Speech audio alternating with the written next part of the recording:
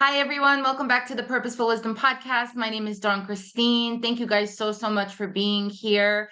Don't forget to subscribe, like, share. You guys know that this platform is for healing and overall well-being. I bring you guys the best of the best every week on this platform. And I can't thank you guys enough for just showing all your love and support to help this channel grow. It really means the world to me.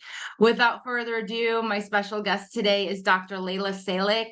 She is retired from a 20-year private practice. She trained professionals and parents in behavior psychology techniques to help children with behavioral disorders. She sits on multiple boards and is the founder of Susie Bean Gives. And she is also a travel photographer, writer, and is working on her second book, Dear Caregiver. Welcome, Dr. Layla. How are you today? Good. Thank you for having me. I greatly appreciate it. The pleasure is all mine. You know, your background, like I was saying off camera, is just impeccable. And one of the things that stood out to me was your specialty in EMDR. But before we get into that, I always like to start off every episode with the why. Why did you get into this profession? Where your passion, resonates to get you into the profession that you were in? So I really just, my memoir that I just published, Chaos in Color, I go into that I grew up with a mom that was bipolar, untreated. I did not have the best feeling or experience with psychiatrists. And so when I started out, I knew I wanted to go into psychology. I knew I didn't really have the money for therapy. And so I thought, you know what, if I go in and learn it myself, that's a good way to kind of heal and start that journey. And I started out in experimental psych. That's what I went into grad school for. And I got in there and I hated it. I didn't like the idea of just doing research and sticking it in a cabinet and publishing it somewhere. I really wanted to be with people. So I went and got a master's in applied behavior analysis, which ended up just being my passion is behavior psychology. And I found out very quickly that the population I loved were children that had behavior disorders. I absolutely adored them. And slowly, I just started feeling like every child that I was helping, it was like helping my mom. Like I was changing their future, their marriage, their children's future. And so I just stayed at it. And then I decided, you know what, I'm going to get a PhD in behavior. This is really what I want to do here. And I have absolutely adored this population. These children have given me more than I could have ever given them. These families, I mean, you start to see how the passion that these parents have in caring for their children and the love that they all have. So I had just a wonderful couple of decades working with this population. Just absolutely loved it. Loved behavior psychology. Loved the kids. But that is ultimately how I got into it. I love that, especially working with our youth. I think that's so important, especially in today's world. This world, all around us, there's nothing but trauma and tragedy. And, our youth is the next generation. And there's so much chatter out there. Oh, I feel oftentimes a lot of kids are confused about the world, and they don't have a solid foundation, and their traumas catch up to them, and then it goes into their young adult lives and then adult lives. And for you to have the profession you have and work with children to avoid these things, or at least recognize them and cope, is absolutely phenomenal, because I think that's what this world needs, is healing. I really do. um can you tell me the core principles of what behavioral psychology actually is?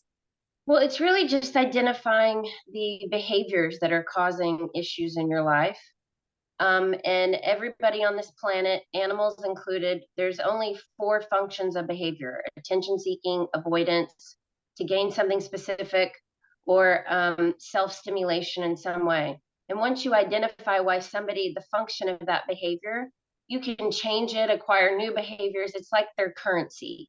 So once you know that, I can do pretty much anything with behaviors in there. And through a series of consequences and reinforcers, I mean, you can really change a kid's life, a family's life. Um, in my practice, I did it very differently than a lot of people. I do not do therapy. I actually go in and treat each parent, each family, like I'm teaching a behavior course. And so parents know how to do it themselves instead of dropping their child off at a therapist and the therapist doing it. And then the child comes home and the parent has no idea what they're doing. So, and they're going to be with this child the rest of their life. So, I really try to empower the parents and teach them behavior psychology. And it's amazing how quickly they get it and they feel so empowered. And I always laugh. I feel like Nanny McPhee when I go into a family. The kids don't want me there. The parents don't know what to do. And then whenever I dismiss them, they're like, "No, don't leave." Um, but I liked giving the family the feeling of we got this. Okay, we can do this, where it's not scary anymore. That's incredible because that's something that, again, I often don't hear of that, you're treating the entire family because it is the foundation. And a lot of parents will see a behavior in a child and think, oh, that child's naughty or that child's just a bad kid. And there's always a why, there's always a root as to why the child is acting like this. Oftentimes it's for attention, whether or not a child gets good attention or bad attention to the child, it's just attention. So knowing the root cause of why, the child is acting the way they are, and then educating the family so that the family recognizes it and actually forms a treatment plan all together. I think that's brilliant. Yeah, well, I write in my memoir that just came out, I document the trauma that I went through having a mom that was bipolar untreated. And I go through what that did to me. And had I been probably in school at this time in life, there might have been more help. When I was in school, though, as a Generation X over here, we were the first latchkey kids and nobody was at home when you get home. But there was no help. There was no help for my mom. She was single, didn't have any money. There was literally no help for me. And so teachers just got to where they were sick of me. People would put me in the hallway. I ended up failing the eighth grade. And I went from like a straight A student to just really screaming. Nowadays, we would know it was a child screaming for help. Back then, nobody did anything about it. The mental health system didn't, the school system didn't. So it was really a failure of just systems across the board. So, what I try to do with families is empower them just in case our systems fail them in some way so that they're not, and if they don't have money, I can't tell you how many clients I've taken pro bono. That's why I started Susie Bean Gives. But if they don't have money or they don't have insurance, so that they're not constantly having to pay for therapy over and over and over again, teach them how to do it so they can stop paying for it. Resources can go to different things in their family. Um, but I really was a product of just systems failing me, which is how I set up my private practice to just make sure these families were not failed in any way. Think that's incredible that you did it that way. Would you be able to explain to my audience what bipolar is? Because I know there's bipolar 1 and bipolar 2. And my second follow-up question to that would be how that affects a family structure if left untreated. Yes, I mean, it's pretty much this. It looks different in a lot of people, but the bottom line is bi, meaning at times they go through cycles where they're depressed and can't get out of bed. And at times they go through cycles, what's called mania, where they could be hypersexual, blow money, have hallucinations, be delusional. And so the wonderful thing is that we do have medication that can help them with that and really let them go on to have wonderful lives. But if they don't have the means to get meds, then you have a whole problem in there. And that's one of the things that I write about in Dear Caregiver is if you have a loved one that you're dealing with mental illness, so many families, I watch them where they wash their hands of them. They're like, I can't do this anymore. I don't know what they're doing. They think they're doing it on purpose. They almost like they're the bad seed in the family, the black sheep. But if you're depressed and can't get out of bed, it's really hard to get to a doctor to get medication. It's hard to get on Google and see who's going to take you. If you're manic, you're really very much so not in your head as you typically would be. Um, and you're doing things that you don't want to do, but you don't even realize you're doing it. I mean, so many people, when they come off of mania, it's like they don't even remember that time being manic. And so it's really hard to sit here and think, oh, they can go figure it out. They're just not getting on meds, or they're just not doing this on their, they're being selfish, or they're choosing to do this. And it really, really affects families. And what I see a lot of times when families, mental illness is hereditary. So a lot of times it comes, it's like this little vein that goes through families. And so they may not have the bandwidth where they can handle it either. So a lot of times these beautiful souls with mental illness just get lost. They get left behind. And that's pretty much what happened to my mom. She just was literally left to her own devices. And which in turn, since I was an only child at that time, um, just kind of was left behind too. And so there's a lot of trauma that ends up occurring within families from mental illness. There just is. And they don't mean to do it. They need help. And so they need people to help them. I agree with that. And that's the thing that I've learned even through my own journey with trauma, very similar to you. I didn't have the best support system. And, I truly believe that some of my family members are undiagnosed as well. And it did spill over into the next generation, so to speak. But one of the things that I had to learn was to separate the mental illness from the person. Right? Because deep down, I think a lot of people, need to understand that it's, this is something that, especially looking back in generations, like you said, there was no mental health awareness. Children were not to be, children were not allowed to speak. They were just supposed to sit there and not express themselves. So all these little beliefs that were once were that are now not, that's where the unclarification is. A lot of people take it personally and think, oh, this person is this, and there's a label instead of separating the two. What are your thoughts on that? Yeah, that ended up being one of the reasons why I wrote the book. I started out writing it to give to my mom, to have conversations that we literally had never had. And then when family members were reading it, they were like, you know what, Layla, you need to publish this. And it was funny because the stories just, they would come to me in the middle of the night. They would come out of order. It was like they wanted to be told. They just kind of poured out of me. And family members were like, there's a reason why this is coming to you like this. And it's coming to you at a time period when people are finally talking about mental illness. They're finally talking about suicide. And there's a lot about suicide in my book because my mom would always try to commit suicide. And, they were like, this needs to come out. And one of the things that I talk about, without giving the ending away too much, is one, you can't, if trauma is occurred to you by a loved one that because it's the hands of mental illness, you've got to remember, that's not you. You can't claim that. You can't identify with it. You can't attach to it and let it be your entire life. Oddly, I don't know why I knew that from a young age.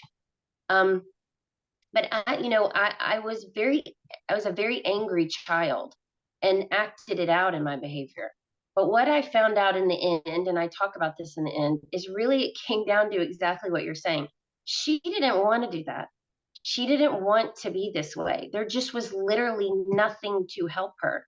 We would go to psychiatrist after psychiatrist through MHMRA, which a long time ago was called mental health, mental retardation. And it was the public funding for mental illness. And here was a lady who would be manic, would not be in the house, would not see her forever, come home, be in bed, depressed, could not get out of bed. We would get her to this facility with a psychiatrist and they would give her Valium. And when I was a kid, I always thought, why would you give Valium to someone that can't get out of bed? And then we would have a suicide attempt. And what I realized was she really, literally could not help it. Like she was trying the hardest she could to get help. That was going horribly wrong because there just wasn't anybody really to help her there. And so in the end, when I got older, I realized that the thing that I'm supposed to be doing is forgive. Literally, bottom line, you're supposed to forgive. And I'm supposed to, which is one of the reasons why I retired, I'm supposed to be out here teaching forgiveness. And so I wanted people to see the horrible amounts of trauma that occurred in our home, and that I really could get to a place of forgiveness where I could see that this was her mental illness, not her. Um, the very last thing that is written in my book, I study Eckhart Tolle every single morning. Um, and it's a quote from Eckhart Tolle that I put in my book that really helps me with forgiveness across the board. And it's, if her pain were your pain, her past your past, her level of consciousness your level of consciousness, you would think and act exactly as she does. Herein lies forgiveness, love, and peace. And at Wow. any time, if I need to forgive anything, that goes through my head and I put that person in there. And literally, it's like forgiveness just happens naturally. But that's what we're Beautiful. here to do. People cannot help it. And we're here to learn from them, That's really. beautiful. I love that quote too. That's absolutely beautiful.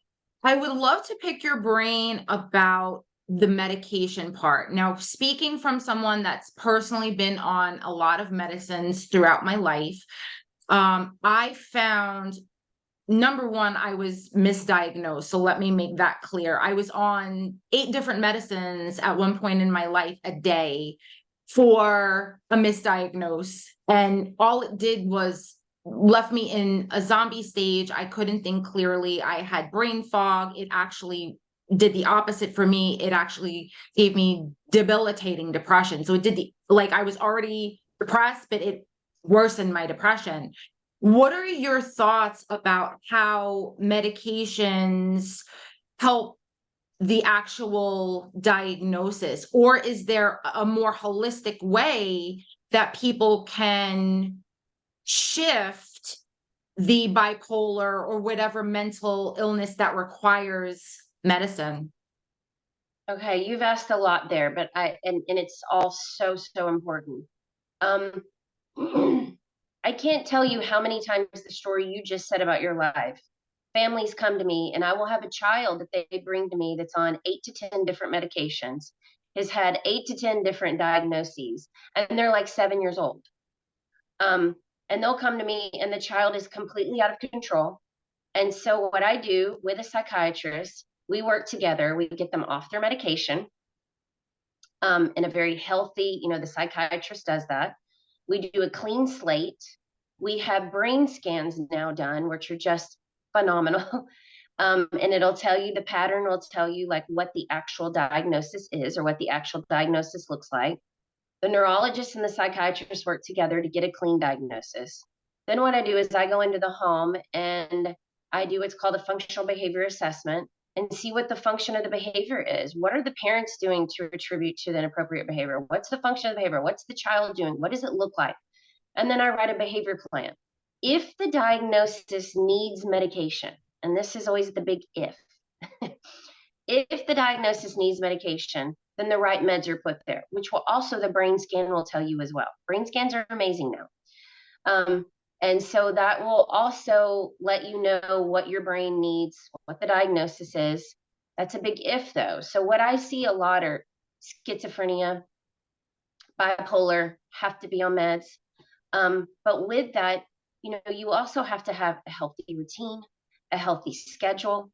You have to make sure that the people that are in your life are healthy, a healthy psych team. You need therapy, psychiatrists, neurologists, behaviorists in some senses. And then you need to have like some spiritual practice around that, um, which is also all into your caregiver. Eating healthy, exercising. One of the things that blows my mind that I find with kids that are depressed, and they'll put them on antidepressants, which inadvertently make them worse at times. Some people do very well on it. But a lot of times, if they're on a lot of meds, then the side effects are all interacting, and that's causing problems. But I find a lot that exercise, and research shows this, that exercise is actually doing better than the antidepressant is doing. Yep. But if you're depressed and you can't get up, then a lot of times you might need that help medically, and then get yourself on a good routine. And then you can kind of start going off those meds and just, obviously under, a psychiatrist. Um, but it is very hard, and it's very hard for parents a lot of times, because what will happen is they will go to someone and they'll say, "Oh, your child's this. We'll give them this med." That doesn't work. They'll go to somebody. "Oh, no, no, they're not that diagnosis. Let's do this and give them this med." And before long, it's literally what you said happened to you. Right. And so I am always very big about telling parents, let's just first let's look at the behavior. Let's get a clean slate and go back to where your child was before you're on 8 to 10 meds. Um, but I can see that going horribly wrong. And the story you told, I hear that all the time. Ugh. And that's the thing, that's what fascinates me because, when even in adults, looking back at for behavioral patterns, belief systems, anything that we do as adults, it always does link back to our childhood. That's always the root for me. Even when I talk to my clients, there's always a root that links back to childhood. Do you feel that trauma itself plays a big role in a child's behavior? And if so, is something like EMDR an option for even children to process trauma in a better, healthier way without going on any type of antidepressant or anxiety medicine? Yes. So let's kind of unpack that for a second. In my second to last chapter, I talked about I was in therapy, and one of my psychologists said, "You know what, Layla? I want you to take this trauma scale." And it was like 10 different items. And out of the 10, I had 8 traumas. So it's 10 traumas that you could have in your life, and I had 8. And then she said, "I want you to take this resiliency scale to see how you resilient." She was like, "Something doesn't add up for me that you've had this much trauma, but I'm seeing you like this." So then I took this resiliency scale, and it had 14. And out of the 14 resiliencies on there that will tell you if you're going to be a resilient person or not, and all these you can download on Google and take it yourself, I had 13. What I learned in that moment is the more you can help a child be resilient, and a lot of times resiliency you're born with, um, but a lot of times, on that scale is, did you know you had an adult that loved you? Did your family in some way have a support system? Did you have a teacher that thought you were amazing? And this is where, to me, adults are so big in a child's life. If they just know somebody loves them, that helps them get over whatever's going on or whatever occurred to them. There is research that said that people that are in prison, if they just had one person that they knew loved them, that they could write letters to, that called them, that they could call, that would come and visit them, the recidivism rate goes down to almost nothing. That one person in your life, just one, that's all you needed. And in my book, I talk about how many amazing people that I had in my life. Even though I had all these traumas at home over here, I had so many amazing people, and it saved me. And so I do know that trauma, you can have trauma and you can act out and it's horrible and you do have to go through it. You have to experience your experience. You have to. The only way to get to the other side is to go through it. But to have a few people that you feel love you and support you, that can kind of hold your hand as you're walking through it, is phenomenal. But the more you claim it, the more you attach to it, the more you identify with it, and you think it's you, or you think the trauma is your fault, it gets harder.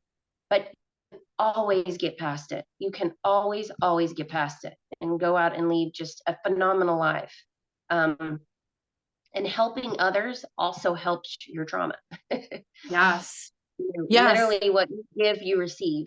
So it does help your trauma a lot. And how does EMDR work? So I would love for you to explain. I know personally what the acronym is. And guys, and I've gone through EMDR myself, so that's why I'm asking Dr. Layla this question. What is EMDR and how does it help the brain? How does it help, trauma in general? So, my mom did EMDR a few times when it very first came out, and it's rapid eye movement, and they'll call up different traumas, and then they'll have you do this technique, and it'll help you kind of process your trauma and place it where it needs to be, bring it up. And it's literally the phrase that I'm saying: experience your experience. Like, you do have to go through it. and place it where it needs to be. The wonderful thing is that now in this day and time, thank God we're finally here, there are a lot of different therapies for trauma now. There is dialectical therapy, that dialectical behavioral therapy that is just phenomenal. Cognitive behavior therapy that is just phenomenal, and it really helps you process your emotions, helps you regulate your emotions. All of that is really needed, because what happens in trauma is when you when a traumatic experience happens to you, it's like pushing a button of your fight or flight, and then your body constantly thinks that it's staying in fight or flight. And so when little things happen, you're having a hard time regulating your emotions. You become a ball of emotions and everything's a reaction, and you're constantly thinking that things are coming in to hurt you all the time. I still, at 51 years old, and with all the therapy and training and everything that I have, there will be times where something will occur, and my first little reaction is to kind of go, and I'll feel it in me. Now I can feel it, and I'm like, okay, stop, calm down, get out of your head, you know. And a lot of it is just what our thoughts are telling us, and that's why I love, um, I love all the therapy that's coming out for trauma. I love Eckhart Tolle, who teaches you, get out of your head. These thoughts aren't real. Come back to the present. Pull yourself here. And that has probably helped more than anything. And those are things that I wish children were taught in school. Like, I wish that we were teaching so much of this in school. I agree with you there. I think it starts with our youth because, back when I was in school, we had the basics and they shoved us out into the world. And it's like, here's the world, and everyone's attacking you. And you're like, how do I regulate myself? How do I deal with all these emotions? I don't even know what I'm feeling. I'm supposed to act this way, be this way, show up in the world this way. And no, you don't have a clue on how to process all of this, So I think getting, you know, teachers educated too, the school systems in general, to have these classes be taught and have children understand how to process their emotions and be vulnerable. And I think, that sets the foundation for them to truly embrace things and truly know how to cope with things such as loss, such as, trauma in itself, just, confidence, things like that, that often kids are not taught about in school. So I think Yeah. that's huge. And I hope we get to a point one day where it is that experts are brought in and our children are taught these things so that we're setting them up to be more successful when they're shoved out into the world after college and they go on to their professions. Yeah, we've done something. I mean, there's a lot of theories, but we've definitely done some regression here, because children right now, young adults right now that are in college and high school, they have the most depression, most anxiety, feel the loneliness, the loneliest. Suicide rate is through the roof. I'm not sure what has all occurred. I know the pandemic caused, some problems there. I know our phones are another issue of them feeling lonely, and Yeah. it's kind of regressed their social skills a bit. But that is heartbreaking to me. It's heartbreaking to me. And so many of the families that will come to me, and really not even clients. I mean, I have nieces and nephews, and my own child, like people that come to me, and the anxiety and depression is just, in that age group, is just Yeah. heartbreaking. And to think that the only way that they're really getting help is if they go pay for it. And some of them can't do that. Right. Some of them just really cannot do that. The other thing that gets me a bit is that some of the counseling offices are in the student center. And what they'll tell me is, I don't want to walk into the counseling office because it's in the student center, and then people will know that I'm having problems. Right. These things we don't think about when we set this stuff up. But yeah, we need this education. It needs to be a mandatory education in school of how to get present, how to get out of your head when you're feeling anxious, just coping skills in general. Like, how do you cope? That would be helpful. What are your thoughts doing? What are your emotions doing? And those are things that I teach parents on. How do you deal with your own kids with that? but it would be nice if that was, you would think, but I do think we're getting there. I agree with that. I think we're getting there too, because again, a lot of the kids that are on social media and they're glued to your phones, now they're being taught shame and guilt. And that's another reason why, kids in this generation, they're afraid to reach out to get the proper help that they want because they fear of being judged by their peers. And I strive on this channel all the time to just empower people and let them know seeking help is not a sign of weakness. It's actually a strength. It's so empowering to, get the help that you properly deserve in your life, because no one is living your life but you. And you want to show up for you first and foremost and be the best version that you possibly can.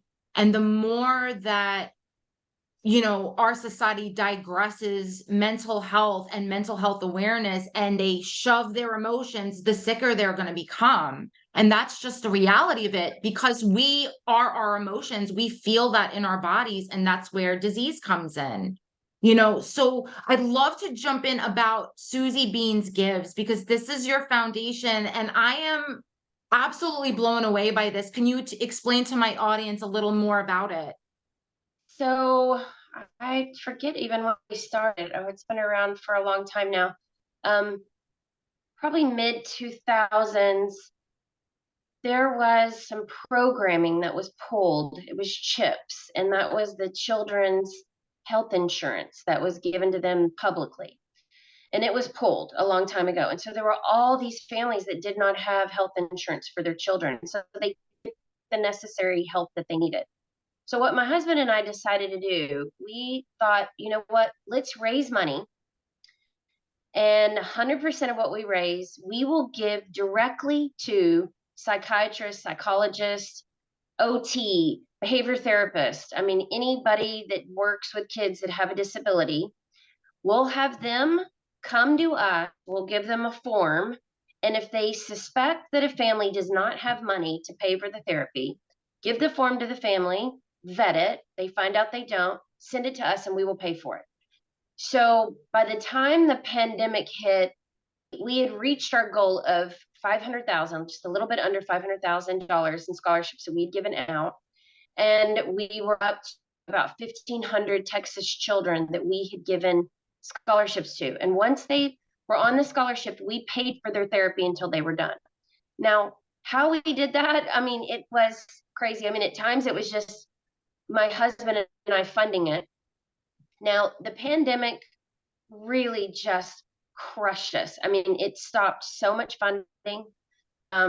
Some of the people that we were given money to help these children, they couldn't stay open anymore, and so they went under. So we are at a bit of an impasse, which there's a paragraph on our site right now, where the board right now, we're trying to figure out what to do. I think we're going to be able to get this back up and going. So I do appreciate that you brought that up. But the pandemic, just the fallout from the pandemic and the medical, mental health, charity, oh, that those fields was just disastrous. It was Yep. disastrous.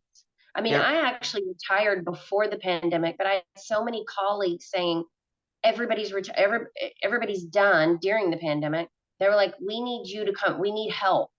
And so Right. I came back for that reason, to help, because they're just, and I don't know if you've noticed, but if you right now try to go get therapy or a specialist, many of them, they can't take on any more clients. And many of them are Right. saying, or they're on a waiting list, or it is just, it has changed our world in ways that I don't even know that we realize yet what it's done.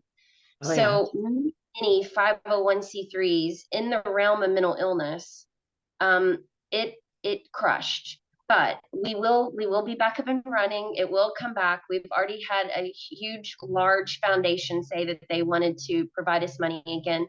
And then we'll go back out and find therapists and people again that want to be on it. We still have some major people that still are able to do scholarships, but we're not done. We are not done. And it has been really the heart and soul. Our family, even my daughter, would give to it. We just absolutely loved it. And every Friday we write checks. We felt like Santa Claus. Um, and so it was wonderful. We just had we really just didn't know what the pandemic was going to do. We just didn't know. And I feel like we're all still just trying to come out of that, sadly.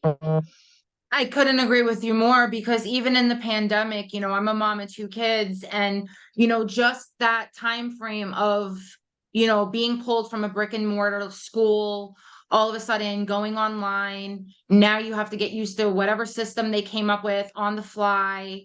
You see little boxes everywhere on your computer screen. You're away from your friends. The education, everyone went backwards as far as any kind of child in school at that time. Everyone took, a step back in a major way. And that I feel also added to the depression, the anxiety, the isolation, and it was this constant hamster wheel for all the kids that that the pandemic impacted that way. So I feel like we're slowly starting to take some steps forward in that. And the more foundations and the more people that are in this field that can come together and help these kids out, the better, because I feel like there's some catching up and we need, it's not their fault that this happened and now they're behind in their studies and what they were supposed to learn during that school year. So it is a domino effect. And I'll tell you right now, in this platform, I'll say this to my viewers, if there are any foundations out there or any people that are angel givers out there that want to help Layla out in this way, please reach out to her. And I'll put all your information, Dr. Layla, in the description box because this is huge. And I'm trying to do my little part too. I wrote a book that's coming out very soon. And for those of you watching this, I'm recording this in October. By the time this hits, it's going to be somewhere in March. So I'm speaking in present day. By the time you guys view this, the book will already be out. But I'm aiming it towards tween and teen girls about these topics because I feel the school systems are so depleted with the resources, and I want to encourage these girls about self-love, about mental health, about beauty, about courage, about bullying, all the things that girls endure in school, and have that little support system for them too. So all of us coming together for the betterment of children is so crucial. And I feel that as a community, we can all, come together and help the next generation. I really do feel that. Oh, I love that you're doing that. And please let me know what your book is because I would love to recommend it and get it out there. It's very, very, very needed. I mean, very needed. The amount of socialization that our children lost during the pandemic is so detrimental. I mean, they're It just, is. and all of that is needed. It Any is. resources that is needed. And especially, from someone that experienced all these things in school and not having a support system, I felt it was crucial for me to go back to that inner child, so to speak, and write the book that I wish I had when I was that age. Very true. And my goal is to get it in every school across the US. Like that is my ultimate goal for this book. It's actually called Radiant You.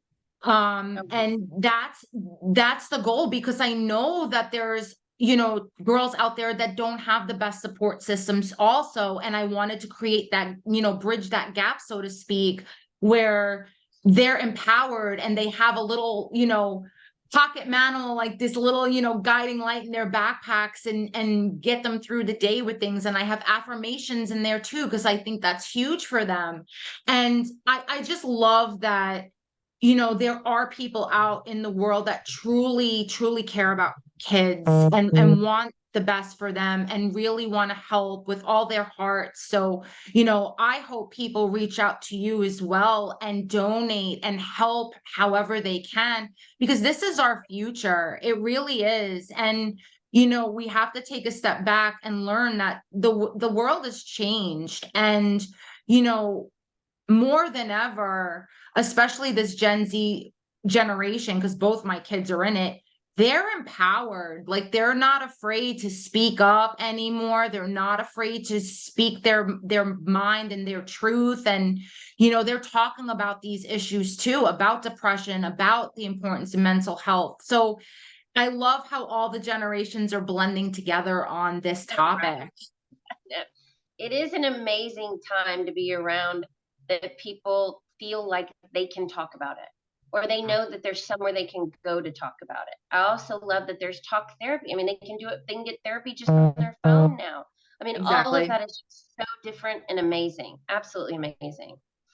And that takes out the guilt and shame part too, especially since things are online. I think that's the only one thing I liked about, and I use that word like very lightly, that changed mental health care for because of the pandemic, was access online. Like, you can just schedule online, it's a one-on-one, you're in the comfort of your own home, and it takes out that fear of shame, guilt, judgment. And I think a lot more people were open to the idea of any kind of therapy because they felt comfortable that they didn't have to sit and be judged by others around them. Yeah, that's very true.